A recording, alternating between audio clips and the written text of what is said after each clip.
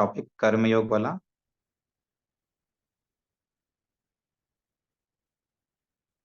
स्वामी विवेकानंद ने भी कर्मयोग के बारे में बहुत अच्छा वर्णन किया है। उनके न्यूयॉर्क में भाषण हुए थे। उस भाषण में कर्म का चरित्र प्रभाव, मनुष्य मात्र महान है, कर्म का रहस्य, कर्तव्य, हम अपना उपकार करते हैं ना कि संसार का, और पूर्ण आत्मत्याग ही अपनी शक्ति है, मोक्ष और कर्मयोग का आदर्श। इस तरह से उनके भाषण थे। स्वामी विवेकानंद जी ने न्यूयॉर्क में कर्म योग पर अपने अनेक भाषण दिए हैं। ठीक है। तो चूंकि विदेशी लोगों के लिए गीता की जानकारी उनको नहीं होती है, तो इस कारण से उनके द्वारा जो बताया गया है कर्मयोग को, जब बाहर उन्होंने बताया, क्योंकि अपने देश की संस्कृति है, जब बाहर उन्होंने कर्मयोग के बारे में बताया तो उस पर बहुत ज्यादा लोगों ने जानना चाहा। और फिर उस पे रिलेटेड उन्होंने एक मतलब जब भाषण दिए तो वो 8 उनके भाषण थे। ठीक है, कर्मयोग पे। तो अपन देखते हैं कि सबसे पहले जो स्वामी विवेकानंद जी ने क्या बोला है कर्मयोग को लेकर, तो उसको समझने की कोशिश करते हैं, फिर उसको नोट डाउन करिएगा। तो उन्होंने कहा था कर्म का चरित्र पर प्रभाव। कर्म का चरित्र पर प्रभाव, ये टॉपिक का नाम भी डाल लीजिए। आज हम जो भी पढ़ेंगे वो कर्मयोग के बारे में जो स्वामी विवेकानंद जी ने बताया उसी के बारे में पढ़ेंगे।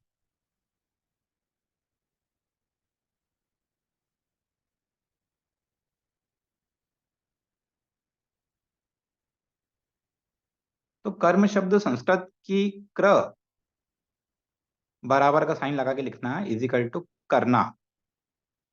कर्म शब्द संस्कृत की क्र करना धातु से बना है।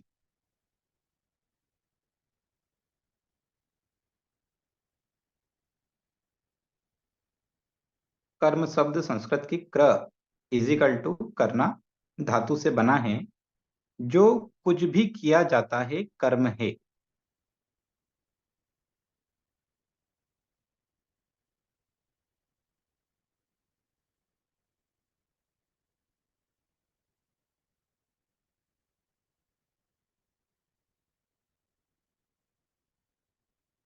कर्म योग से, उसी कर्म से हमारा वास्ता है जो कार्य हम कर रहे हैं। ठीक है। तो आगे हम चलते हैं। कर्म योग मतलब क्र धातु संस्कृत के कर्म शब्द संस्कृत की क्र धातु से बना है। फिर उसके बाद हमने लिखा है कि जो कुछ भी किया जाता है वो कर्म है।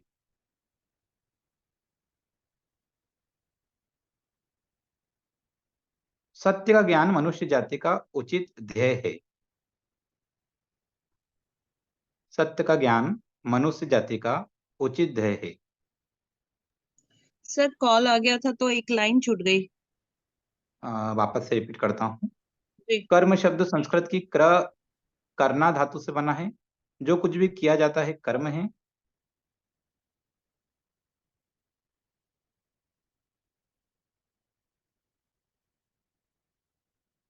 अब इसके बाद डायरेक्ट लिख लेना आप कि सत्य का ज्ञान मनुष्य जाति का उचित ध्येय है। इसी आदर्श को प्राच्य दर्शन हमारे सामने रखता है। मतलब हमारा आदर्श, जो मनुष्य जाति का आदर्श है, वो है सत्य का ज्ञान। आप सिंपल भी लिख सकते हो कि मनुष्य जाति का जो आदर्श है वो सत्य का ज्ञान है। प्राच्य दर्शन हमारे सामने रखता है। प्राच्य दर्शन मतलब जो हम गीता वगैरह जिससे अपन ज्ञान प्राप्त कर रहे हैं, भारतीय दर्शन है जो, उससे हमको ये जानकारी प्राप्त हो रही है, तो प्राच्य दर्शन हमारे सामने रखता है। अब विवेकानंद जी ने एक लाइन में बहुत अच्छी बात बोली है कि मनुष्य का ध्येय सुख नहीं है, ज्ञान है। मनुष्य का ध्येय क्या है? सुख नहीं, ज्ञान है। अर्थात जो मनुष्य का जीवन है वो अपन सुख के लिए नहीं जीवन व्यतीत कर रहे हैं, बल्कि ज्ञान प्राप्ति के लिए कर रहे हैं। तो मनुष्य का जो ध्येय है वो सुख नहीं, ज्ञान है।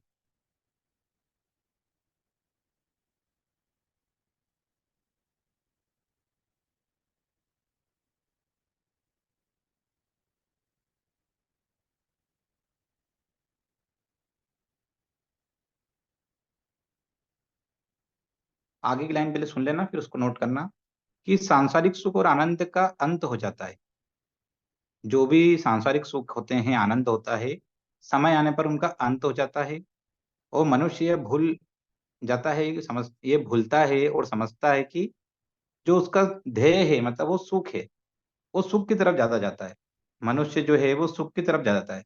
तो अपन लिखेंगे क्या? सांसारिक सुख और आनंद का अंत हो जाता है।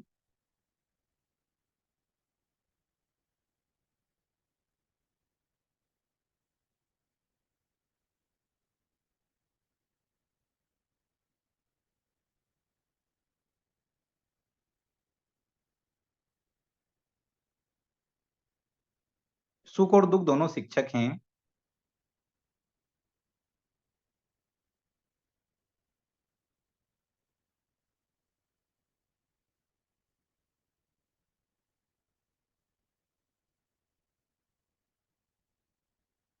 सुख और दुःख दोनों शिक्षक हैं। उनसे शिक्षा लेना मनुष्य उनसे शिक्षा लेना सीखता है। सुख और दुःख दोनों शिक्षक हैं। मनुष्य उनसे शिक्षा लेना सीखता है।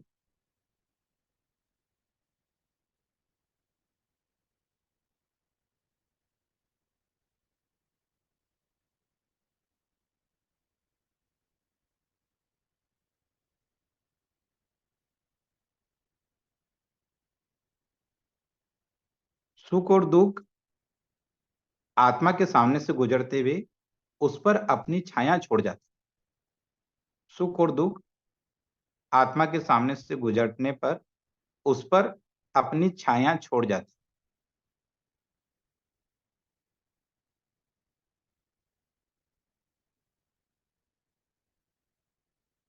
सुख और दुःख उसकी आत्मा के सामने से गुजरते हुए उस पर अपनी छाया छोड़ जाते हैं।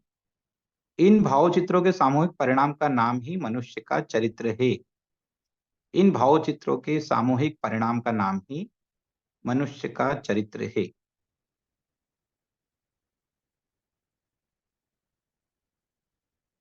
तो बात हो रही कि मनुष्य का चरित्र बनता कैसे है? सर हम लास्ट क्या लाइन समझना एक चाह रहे हैं? बार repeat कीजिए प्लीज। हाँ जी, हाँ जी।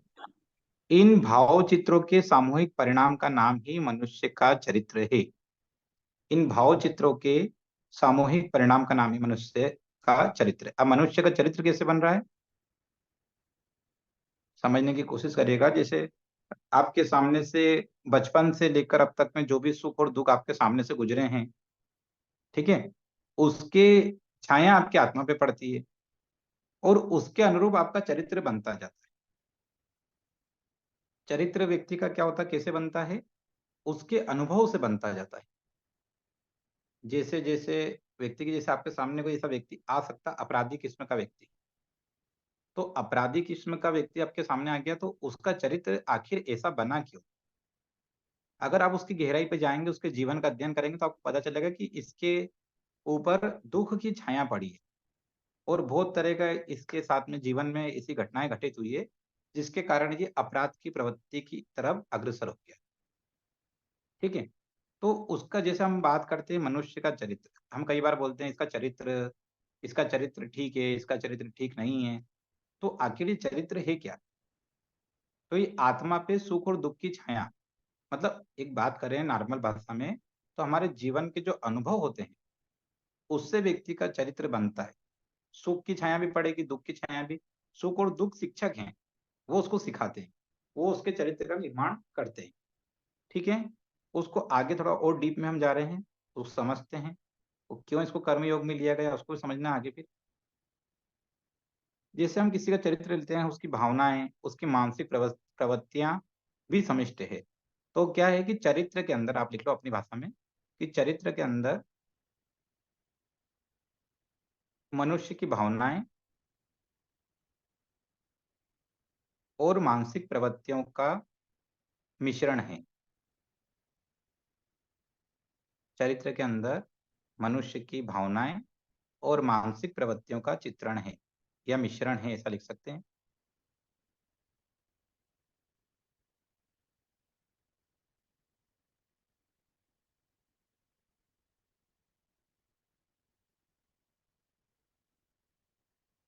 जैसा कि अपन ने पूर्व में लिखा है कि सुख और दुःख समान रूप से चरित्र निर्मित करते हैं, तो आप इसको लिख सकते हो उस लाइन को, सुख और दुःख समान रूप से चरित्र निर्मित करते हैं।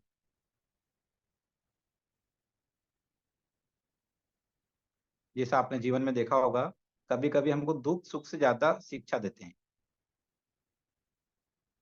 कभी-कभी ऐसे आपके जीवन में दुःख आते हैं, जो आपको सुख से भी अधिक शिक्षा देकर जाते हैं।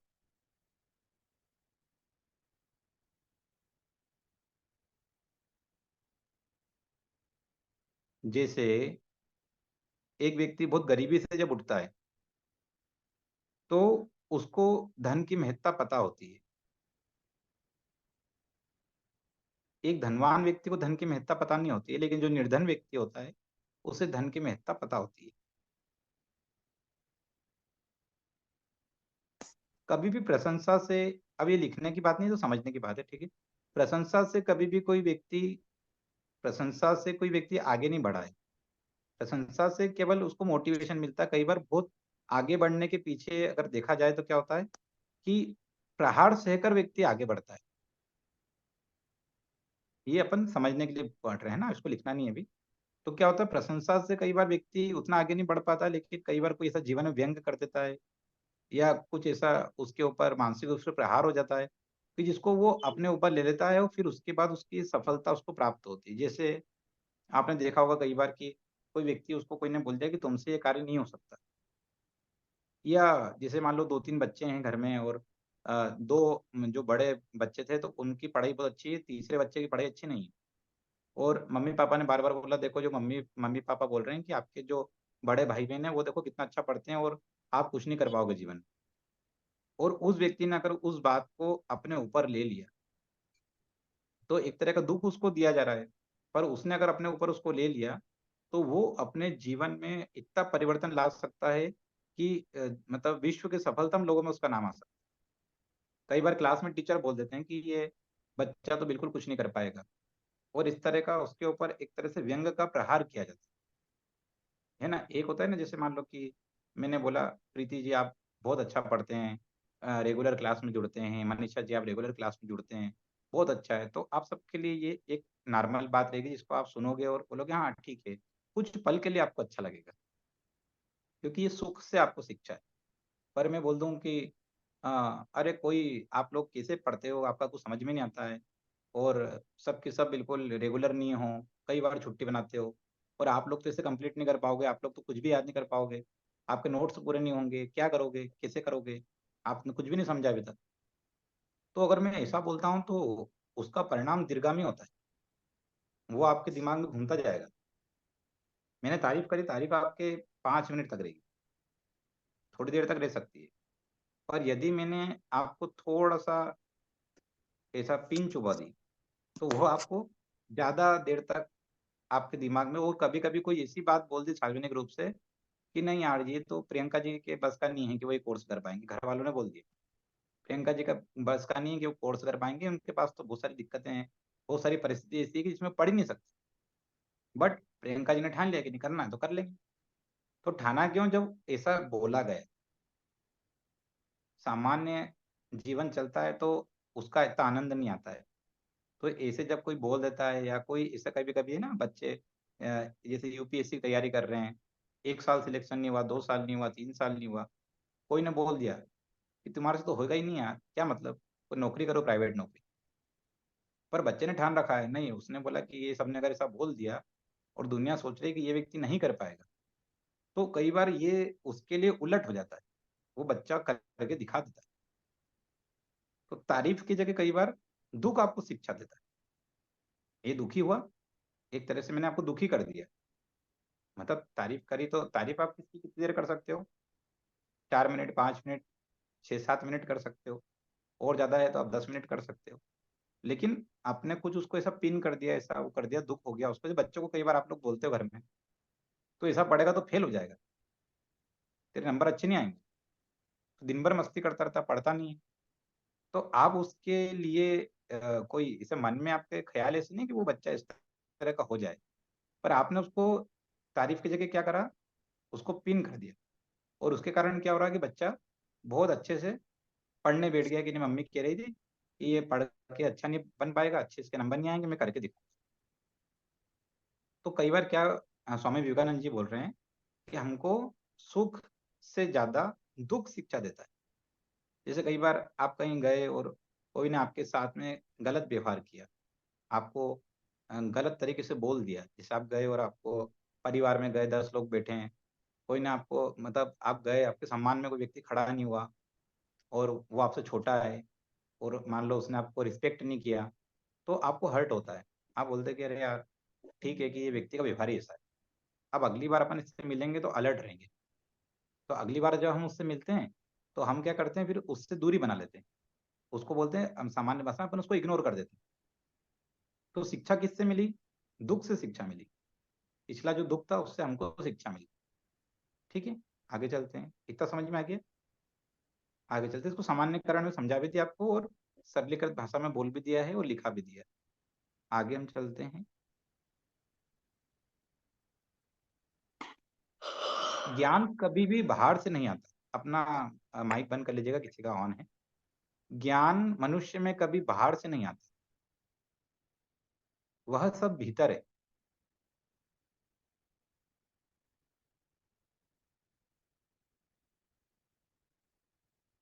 मतलब क्या बोला जा रहा है कि ज्ञान कभी भी मनुष्य को बाहर से नहीं आता, वो सब उसके भीतर है।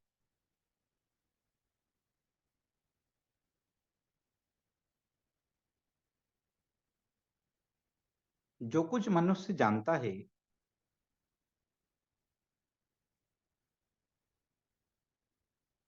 वास्तव में उससे पर्दा हटाने की देर है।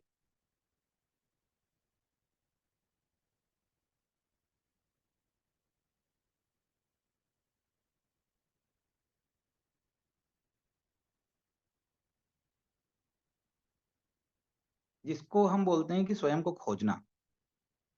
स्वयं को खोजना, इसको एक उदाहरण से समझिएगा। जैसे न्यूटन ने आकर्षण शक्ति को ढूंढ निकाला, ऐसा बोला जाता है कि न्यूटन ने क्या करा, आकर्षण शक्ति को ढूंढ निकाला। तो क्या, जैसे अगर अपन अपनी भाषा में बात करें कि न्यूटन ने एक नियम दिया और उन्होंने बोला कि ये गुरुत्वाकर्षण शक्ति है और ऐसा वो सब कुछ बताया उसके बारे में। लेकिन हम यदि बात करें तो क्या जो गुरुत्वाकर्षण शक्ति थी या जो आकर्षण शक्ति थी, क्या वो किसी कोने में बैठी हुई थी? क्या वो किसी का रास्ता देख रही थी?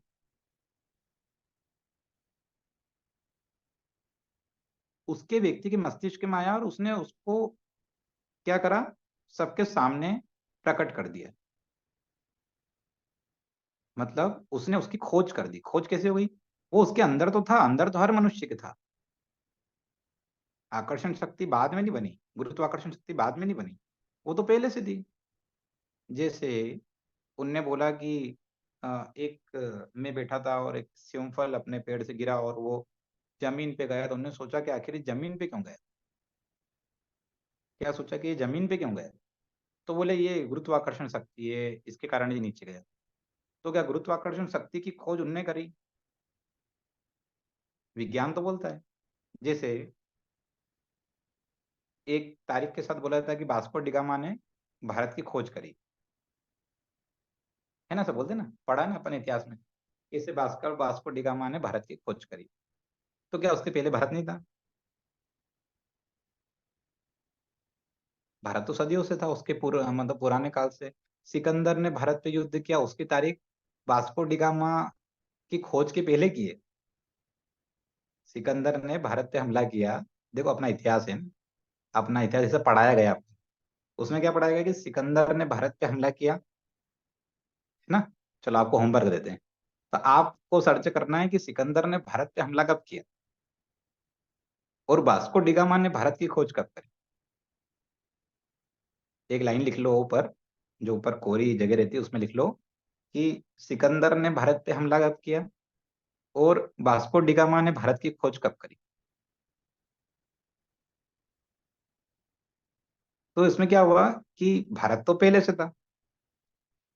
अब ऐसा तो नहीं कि वास्को डी गामा ने जब भारत की खोज करी तो यहाँ पे घर बनाए और यहाँ पे सबको बसाया। भारत तो उसके पहले से था। उसने केवल एक रास्ता खोजा भारत आने का, समुद्र मार्ग से। वो समुद्र मार्ग से वो रास्ता खोज के, तो ये बोला जा सकता है कि भारत जाने का इन्होंने रास्ता खोजा। पर हमको पढ़ाया गया कि इन्होंने भारत की खोज करी और वही चलता रहा है। अभी भी इतिहास की किताबों में आप पढ़ोगे तो आपको ये लिखा आएगा कि भारत की खोज किसने करी, बच्चों से क्वेश्चन करते, भारत की खोज किसने करी, भारत की खोज वास्को डी गामा ने करी। तो ये क्या है कि ये जो खोज है, एक तरह से वो ज्ञान तो है, उस पे से केवल पर्दा हटा दिया। तो वो ज्ञान तो वास्तविक धरातल पे था ही। तो ज्ञान तो आपके अंदर भी है। जैसे मैं आपके, जैसे ध्यान की बात कर रहे हैं, तो मैं आपको ऊपर से कोई दवा दे रहा हूँ क्या कि मनीषा जी आपको ये टेबलेट सुबह खाना है, दिन में खाना है, शाम को खाना, आपका ध्यान अच्छा लगेगा। या रश्मि जी आपको है ना दिन में 2 गिलास ये वाला जूस में भेज रहा हूँ, 3,000 रुपए का है, इसको सुबह शाम और लेना है आपको डेली, और उसके बाद आपका ध्यान बहुत अच्छा लगेगा। तो ऐसा तो कुछ नहीं है, हम ऊपर से तो कुछ भी नहीं भेज रहे ना, हम जो कुछ है वो हमारे अंदर से तो ला रहे हैं। तो असल में आप सबका ज्ञान, आप सबका अध्यात्म, आप सबके अंदर की शांति, आप सबके अंदर की शक्तियां, वो सब आपके अंदर ही है। मैं तो केवल उससे पर्दा हटाने में आपकी मदद कर रहा हूँ।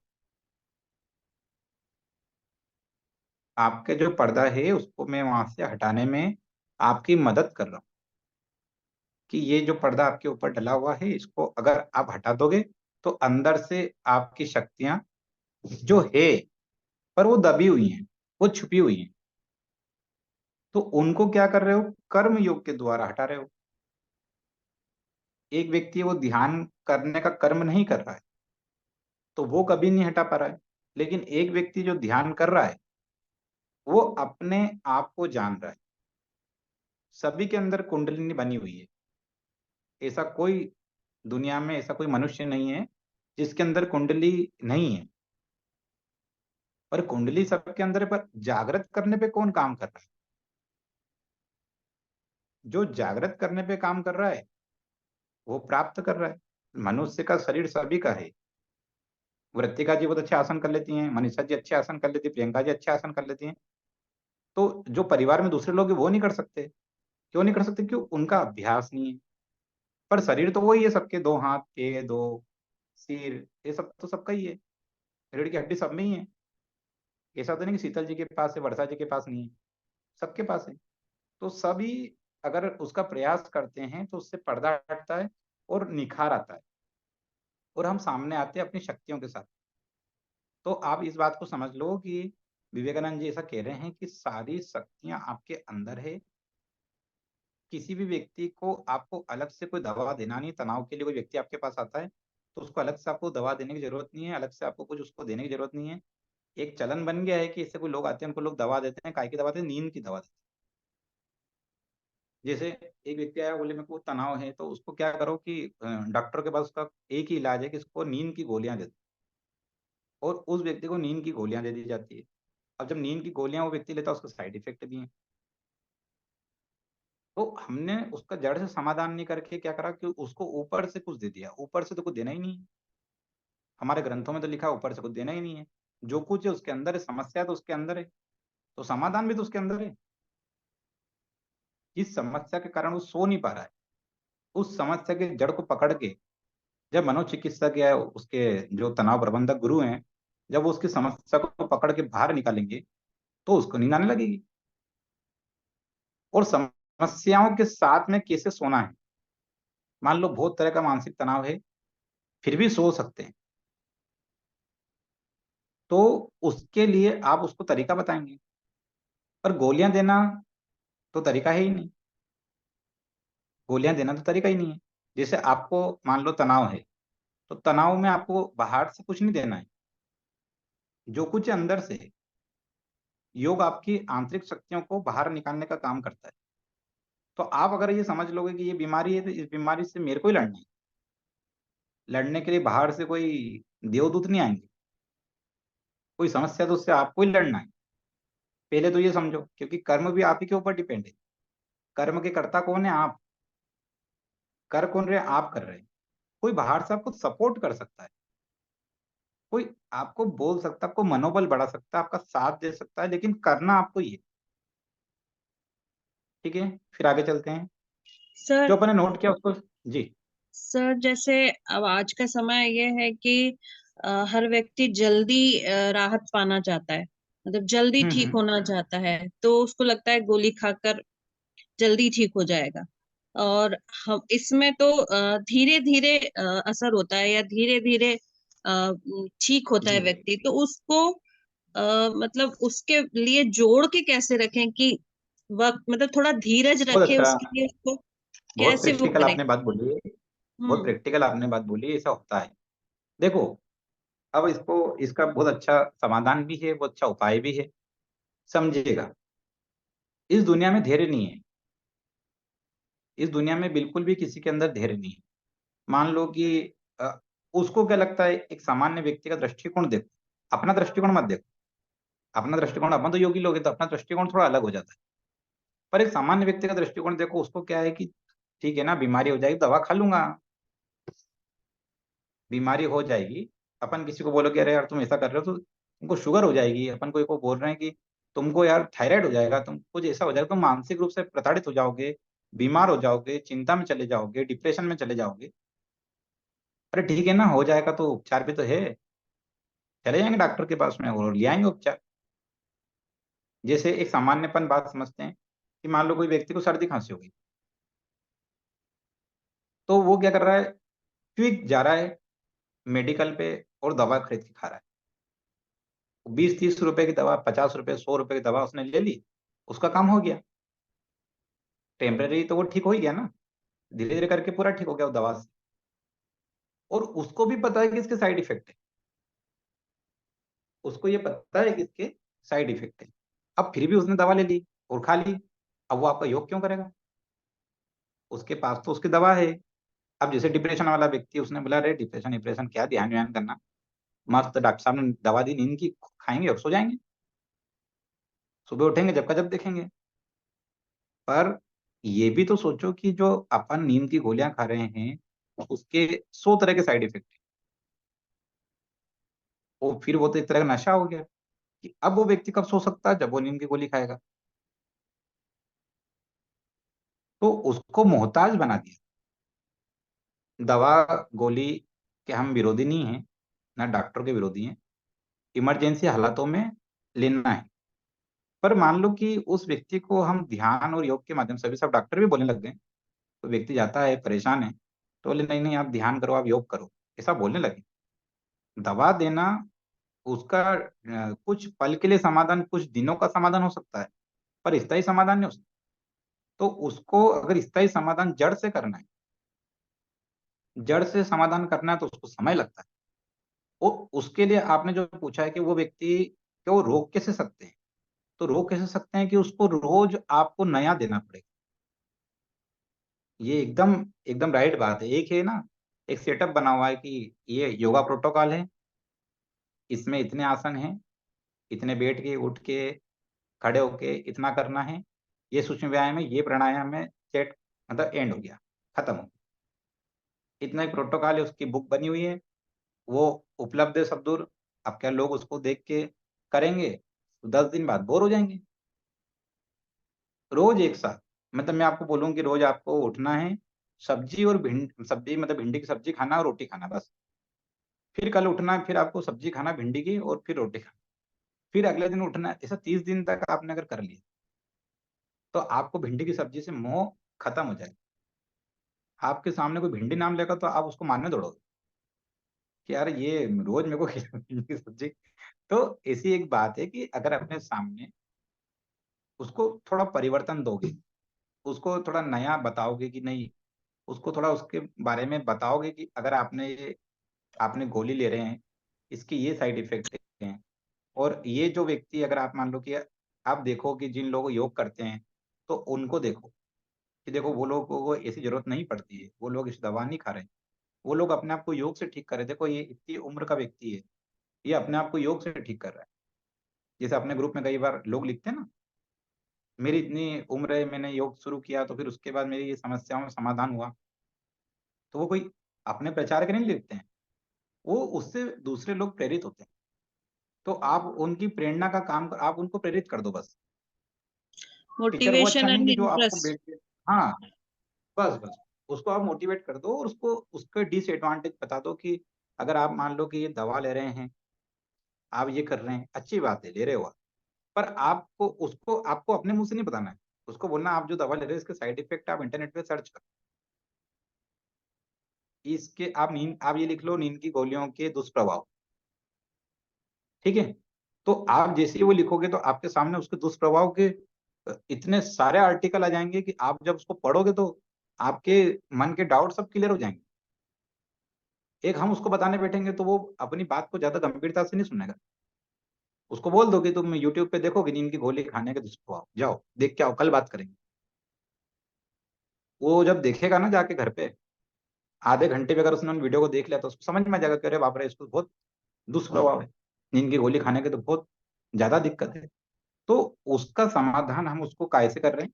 योग से। हाँ, सर्दी खांसी हो रही है, उसमें उसने दवा ली, गलत नहीं है, ले ली, ठीक है, चल रहा है, उसका वो इलाज चल रहा है, कर रही है, मतलब उस व्यक्ति ने उसको दवा ली और कर लिया उसका इलाज, लेकिन वापस से नहीं हो, वापस से सर्दी खांसी नहीं हो, वापस से वो ज्यादा उसकी इम्यूनिटी स्ट्रांग हो जाए, सर्दी खांसी हो लेकिन जल्दी ठीक हो जाए। तो ऐसी इम्यूनिटी स्ट्रांग करने के लिए आपको क्या करना पड़ेगा? भैया आप ये दवा ले लो, अभी तो ठीक हो जाओ, पर जैसे ही ठीक हो जाओ फिर अपने जीवन में रोज प्राणायाम को अपना लो।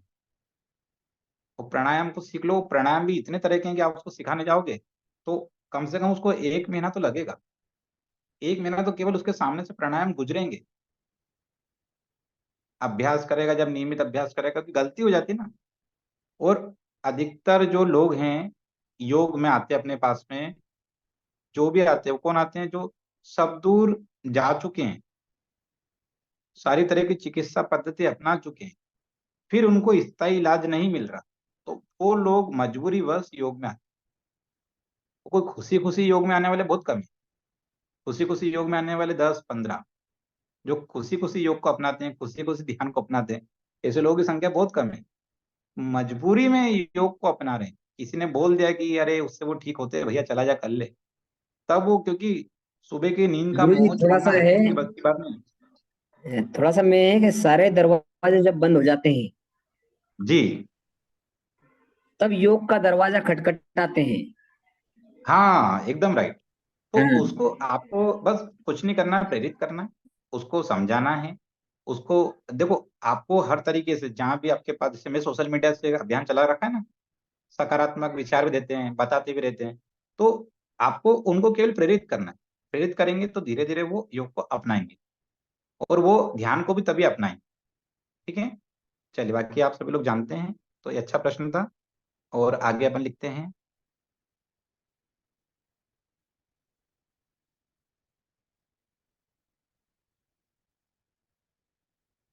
आपका जो मस्तिष्क है वही विश्व का सबसे बड़ा पुस्तकालय है।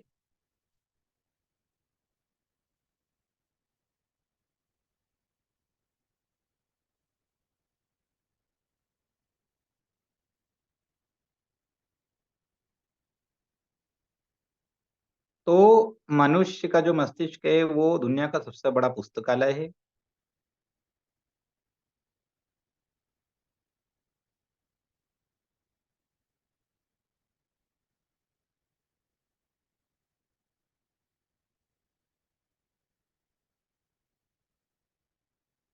आपके मस्तिष्क में अनेक तरह के विचार आते हैं,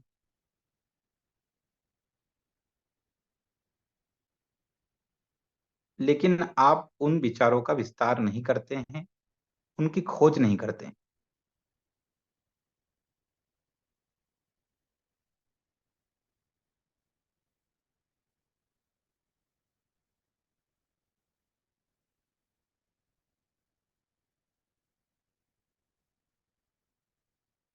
अनेक तरह के विचार आपके मन में आते हैं, लेकिन आप उन विचारों का विस्तार नहीं करते हैं और उनकी खोज नहीं करते हैं।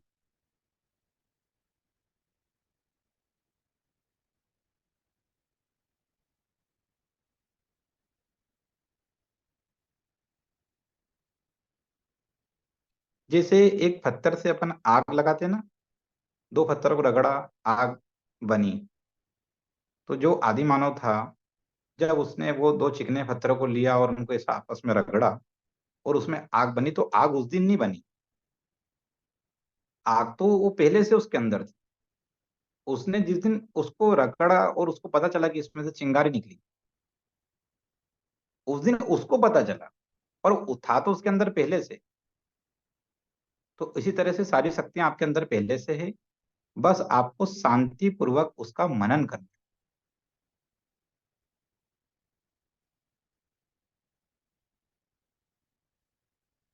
सारी शक्तियां आपके अंदर समाहित हैं, शांति पूर्वक आपको उनका मनन करना।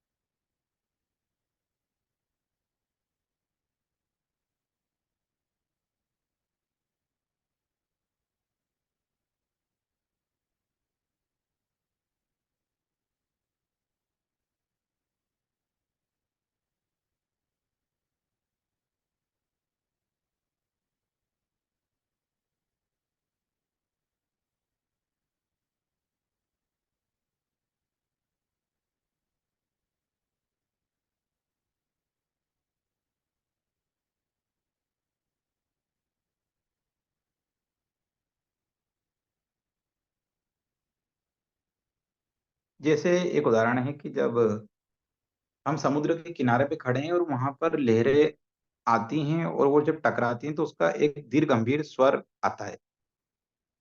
लेकिन हम जानते हो केवल एक लहर का स्वर नहीं है, उसके पीछे लाखों करोड़ों छोटी लहरें हैं, और वो मिलके फिर वो एक लहर बन रही है, और वो वहां तक आ रही है आपके सामने, फिर उसका एक स्वर आ रहा है। पर आप उसकी जो छोटी छोटी लहरें थी उनको नहीं पकड़ सकते। आपके समक्ष जो बड़ी लहर आई है आपने उसको देखा। वो छोटी छोटी लहरें एक शब्द बनाती है, और शब्द का विहंगम रूप आपके सामने आता है जो सबसे बड़ी लहर के रूप। छोटी छोटी लहरों ने जो शब्द बनाया, तो छोटी लहरों के शब्द दब जाते हैं। सर लिखना है ये? नहीं, समझ लो इसको, कि जो आप लिख लोगे उसको अपनी भाषा में लिख लेना। तो ये जैसे अपन समुद्र किनारे खड़े हैं तो छोटी छोटी लाखों करोड़ों लहरें, और उसके बाद में एक बड़ी लहर अपन ने देखी, तो अपन ने बड़ी लहर का स्वर सुना। लेकिन आप ये भूल गए कि वो बड़ा स्वर उसके पीछे छोटी छोटी जो लहरें थी उसके कारण बना है। तो इसी तरह हमारे हृदय के अंदर स्पंदन है, कर्म का जो स्पंदन होता है वो सामूहिक रूप का।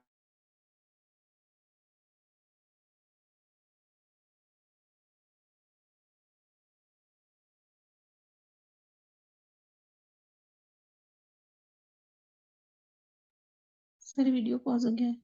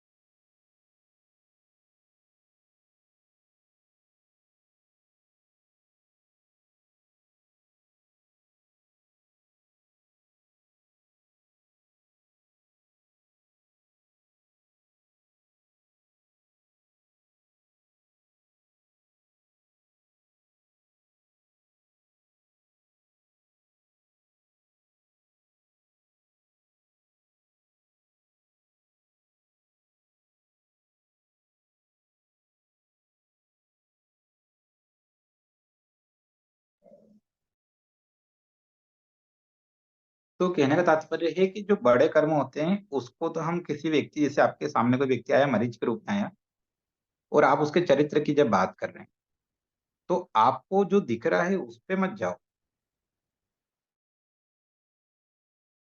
उसके अंदर के जो जीवन के विस्तार में छोटी छोटी कर्मों का स्पंदन, उसको समझने की कोशिश करो। जब आप उसको, जैसे कोई व्यक्ति आपके समक्ष आया, वो परेशान है, तो वो परेशान है, वो उसका सामने दिखने वाला रूप है। लेकिन आप उसके विस्तार में जाओ। जब आप उससे पूछोगे कि आपके जीवन में समस्या आई क्यों, आप शुरू से शुरू करो। जैसे आप एक मनोचिकित्सक के पास जाते हो, तो मनोचिकित्सक के पास आप गए और आपने बोला कि मैं मानसिक रूप से बहुत परेशान हूँ, तो सबसे पहले वो बोलेंगे कि आप बैठिए, आप पानी पीजिए, फिर आपको बिठाएंगे, फिर आपसे बोलेंगे कि आपकी समस्या का कारण क्या है। फिर आपने शुरू किया कि ये कारण है, बोले नहीं, आप मेरे को शुरू से शुरू करो, मैं सुन रहा हूँ। आप मुझे शुरू से शुरू करो कि आपके अंदर ऐसी मानसिक समस्या क्यों आ रही है। क्योंकि व्यक्ति खुद को बता सकता है।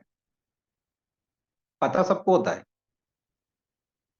पता सभी को होता है, आपके सामने जो व्यक्ति आएगा उसको पता होता है, क्योंकि उसके साथ तो समस्या चल रही है, सबसे ज्यादा तो उसी को पता है। वो उसका, आप समझिए कि उसका कारण भी उसको पता है, उसका समाधान भी उसको पता है। कारण किसको पता है? आपको नहीं पता, आप तो कोई अंतर्यामी तो हो नहीं। आपके पास एक व्यक्ति है, उसने बोला मानसिक रूप से समस्या में हो, तो क्या समस्या वो कौन बताएगा? स्वयं जो व्यक्ति आया है। समाधान भी कौन बताएगा?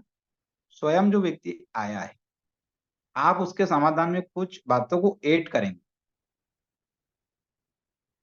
जैसे एक व्यक्ति ने आया, तो ये इसको आपको एक उदाहरण दिया है कि लहरें, सामने आपको जो लहर दिख रही है वो एक बड़ी लहर दिख रही है, लेकिन उसके पीछे जो छोटी छोटी लहरें हैं, उनको यदि आपने देखा तो आपको समझ में आएगा कि इसका स्वर जो है ना, इस अकेली लहर के कारण नहीं है, इसके पीछे जो सपोर्टिव लहरें हैं इसके कारण इसका स्वर है। ठीक है। तो कर्म भी ऐसे होते हैं, बड़े कर्म तो हमको दिख जाते हैं पर छोटे कर्म नहीं दिखते। जैसे एक व्यक्ति ने बोला कि अरे मैं तो सब अच्छा करता हूँ पर फिर मेरे साथ गलत क्यों हो गया?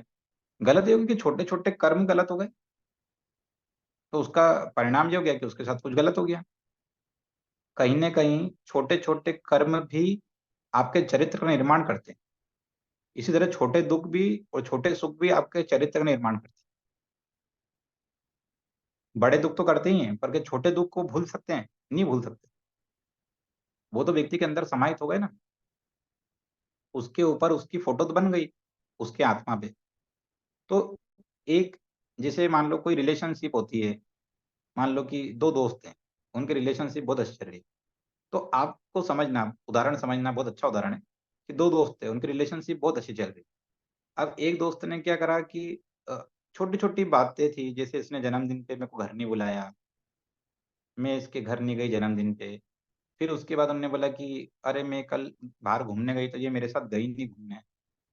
तो ये इकट्ठी हो रही, छोटी छोटी बातें इकट्ठी हो रही। फिर क्या हुआ, अरे वो फलाने जगह एक कार्यक्रम था तो वो वहां पे थी, उसने मेरा नाम नहीं लिया। फिर ऐसी छोटी छोटी बातें इकट्ठी होके क्या हुआ कि बड़े रूप में जब उसका विस्फोट हुआ तो दोस्ती टूट गई, वो रिश्ता खत्म हो गया। लेकिन यदि उसका इलाज करना है तो वो छोटी छोटी बातों पे पहले आपस में बात करती हैं सहेलियां। नहीं तू सुन, तेरी गलती, तूने ऐसा करा था। नहीं तू सुन, तेरी ऐसी गलती, तूने ऐसा करा था। नहीं तो तू सुन, तेरे, अगर उनकी बात हो गई तो वो रिश्ता बच जाएगा। पर यदि उनकी बात नहीं हो पाई तो वो गैप बढ़ता जाएगा। फिर उस गैप में यदि मान लो कोई और विघ्न संतोषी व्यक्ति है और कोई थर्ड पर्सन है, तो वो क्या करेगा, उसको गैप को बढ़ाने का काम करेगा। हाँ हाँ, उसने तेरे बारे में ऐसा बोला था, पता है, उसको भी जाके बोलेगा उसने भी तेरे बारे में ऐसा बोला था। फिर ऐसा कर करके वो उसको गैप को, जो छोटा गैप था उसको बड़ा कर करके इतना खींच देगा कि वो रिश्ता टूट जाए। तो ऐसा कई बार आपके सामने भी ऐसे केस आ सकते हैं, रिलेशनशिप वाले केस भी आ सकते हैं। तो वहां पर आपको देखना पड़ेगा कि ये जो इसके पीछे का कारण है, बड़ा कारण तो दिख रहा है कि ये बड़ा कारण क्या दिख रहा है, बड़ी लहर क्या दिख रही है, टूट गया। बड़ी लहर क्या दिख रही है, रिलेशनशिप टूट गई। लेकिन छोटे कारण क्या है? छोटे कारण है कि ये इसके पीछे इतना सारा मन में इकट्ठा हो गया था। जो मन में इकट्ठा हो जाता है वो ज्वालामुखी की तरह फिर एक साथ विस्फोट होता है। तो मन के जो ऐसे छोटे छोटे भाव होते हैं ना, इनको आप इसको अपनी भाषा में लिख लेना। ये जो मैंने बता दिया इसको थोड़ा सा अलग लिखना है, जो अपना नोट्स है उसके अंदर एक बड़ा पैराग्राफ बना के आप लिख लेना अपनी भाषा। मैंने बता दिया कि दो रिलेशनशिप मतलब दो दोस्त, और उनके बारे में, उनके आपस में छोटी छोटी बातें इकट्ठी हो गई। और छोटी छोटी बातों को भी आप उदाहरण में लिख सकते हो। वो इकट्ठी हो गई, उसके बाद में क्या हुआ कि वो फिर इकट्ठी होकर वो रिलेशनशिप टूट गई। तो रिलेशनशिप दिख रही है आखिरी में, उसका परिणाम दिख रहा है, फल क्या दिख रहा है, टूट गई। पर फल के पीछे के कर्म क्या थे? टूटने के कर्म क्या थे? कर्म ये था कि ये सब इकट्ठी, इतनी सारी बातें इकट्ठी हो गई, इसके कारण ये हुआ। और यदि उसको सुधारना तो क्या करना पड़ेगा? अब आप वकील तो हो नहीं कि इनकी लड़ाई में आपको फायदा है, तो आप बोलोगे हाँ तुम भी लड़ो, तुम भी लड़ो, हाँ अपन केस करेंगे, और फिर इसका भी चलाएं उसका भी चलाएं, ऐसा तो अपन करेंगे नहीं। इधर से भी फायदा मिलेगा, उधर से फायदा मिलेगा, अपना एक वकील उधर खड़ा है, एक वकील इधर खड़ा है, तो इनकी जितनी तारीख लगेगी उतना अपना फायदा होगा, ऐसा तो है नहीं। अपन को तो समाधान करना है, समाधान करने के लिए करना पड़ेगा दोनों पक्षों की बात को सुन के और उसकी तह तक जाना पड़ेगा। और उसके बाद अपन उसका समाधान क्या कर रहे हैं, कि जो उन दोनों के बीच में क्या हुआ है, जो गैप हो रही है, उनके बीच में जो समझने की प्रक्रिया थी, उसमें जब खंडन हो रहा है, उसको जोड़ने का काम हम करेंगे। नहीं ये हाँ, ठीक है, ये बात थी, हाँ, आपकी ये बात गलत है। देखो आपने ये करा था गलत है, उस व्यक्ति ने माना हाँ गलत है, ठीक है, तो आप सॉरी बोलो, हाँ ठीक है, सॉरी बोला, फिर इसका सुना, हाँ इसकी बात को सुना और उसको पूरा समझा, हाँ इसमें ये बात गलत थी, अगर उसकी बात गलत है तो उसको बोलना पड़ेगा कि इस जगह पे आप गलत हो, तो वो बोलेगा हाँ हाँ ठीक है, क्योंकि वो दोनों आपस में बोलेंगे तो लड़ लेंगे, वो दोनों आपस में बोलेंगे तो लड़ लेंगे कि इसने मेरे को गलत कैसे बोला, इसने बोला इसने गलत, पर आप क्या हो, आपके पास में काउंसलिंग के लिए आए, तो आप इनको जब बोलोगे कि ये गलत, आपकी गलती, तो ये विश्वास करेगा, क्योंकि आप दोनों का हित चाहते हैं। तो उस कारण से क्या होगा कि वो जो बिखराव हो रहा था, तो ये कहाँ पे काम आता है, जब तनाव प्रबंधन वाला व्यक्ति कहाँ जाता है, कोर्ट के केस में जाता है, मतलब जैसे कई बार कोर्ट में से केस आते हैं ना, जिसमें बिखराव हो रहा है, परिवार बिखर रहे हैं, ऐसा कुछ हो रहा है, तो उस जगह काउंसलिंग में भी आप लोगों को बुलाया जा सकता है, वहाँ पे काउंसलिंग होती है, तो काउंसलिंग में क्या होता है कि आप लोगों को बुलाते हैं, तो बुलाते हैं तो जब उसको आपको समझाना, तो आपकी बात को वो क्यों सुनेगा, क्योंकि उसकी समस्या आप सुनी, उसके बाद उसको समाधान दे रहे हो, उसके पीछे की जड़ बता रहे हो, इसलिए ये टॉपिक आपके तनाव प्रबंधन में बहुत ज्यादा जरूरी है। आ रहा, धीरे धीरे समझ में आ रहा है कि अपना क्यों जरूरी, कर्मयोग क्यों बढ़ रहे हैं, वो इसलिए जरूरी कि आपका एक दृष्टिकोण व्यापक हो जाए। आपके सामने जैसे कोई आया, उसने बोला, बच्चे आए दो, उन्होंने मम्मी उसने मेरे को मारा, अच्छा, एक तरीका तो ये हो कि आपने उसके साथ गए और सामने वाले को दो दिए, तुमने बच्चे को मारा, पर आपने पहले उसको रोका, उससे पूछा बेटा क्यों मारा, बोले उनने ऐसा ऐसा, उसने ऐसा किया था, इसने ऐसा किया था, दोनों की गलती आपने समझने की कोशिश करी, तो उससे उन दोनों बच्चों की दोस्ती नहीं टूटेगी। आप वहां जाओगे, उसको समझाओगे कि बेटा क्यों मारा, नहीं आपकी गलती ना बेटा, आपने ऐसा किया, फिर वो बोले हाँ दीदी गलती हो गई, वो बच्चा भी स्वीकार करेगा, अगर उसने गलत करा तो बच्चा स्वीकार करेगा। और जो आपने दूसरा वाला अगर रूप अपनाया कि वहां गए और उसको मार दिया, तो उससे उसके घर वाले फिर आपसे लड़ने जाएंगे, तो वो लड़ाई बढ़ते बढ़ते इतनी बड़ी हो जाएगी, बहुत व्यापक स्तर पे वो लड़ाई हो जाएगी, ठीक है, तो उसमें दो परिवार इन्वॉल्व हो जाएंगे, इनके परिवारों की लड़ाई हो जाएगी, बच्चों की लड़ाई छूट के परिवारों की लड़ाई हो जाएगी, कई बार ऐसा होता है आस पड़ोस में देखना। तो ऐसे जगह पर क्या करना है आपको, हर मतलब अपना दृष्टिकोण व्यापक करना है। अब आपके सामने जो भी कोई समस्या आएगी, तो उसको आपको उसकी तह तक जाने की कोशिश करना है, और उसकी तह तक जाने के लिए उसकी लेयर आपको निकालनी पड़ेगी। पहली लेयर बड़ी समस्या, दूसरी लेयर इसके पीछे का कारण क्या, उसके अंदर की लेयर क्या, उसके अंदर की लेयर क्या, तब आखिरी में जड़ में पहुंचोगे, ठीक है। चलिए आज के लिए इतना पर्याप्त था, अपन लिखा भी है, समझा भी है काफी कुछ, और अब उसका प्रैक्टिकल आपको करना है, अपनी भाषा में जो थोड़ा सा समझाया है उसको लिख लीजिएगा, तो वह आपके लिए काउंसलिंग के टाइम पे बहुत मददगार है, जब आप किसी की काउंसलिंग करेंगे, जब बहुत मदद करेगा।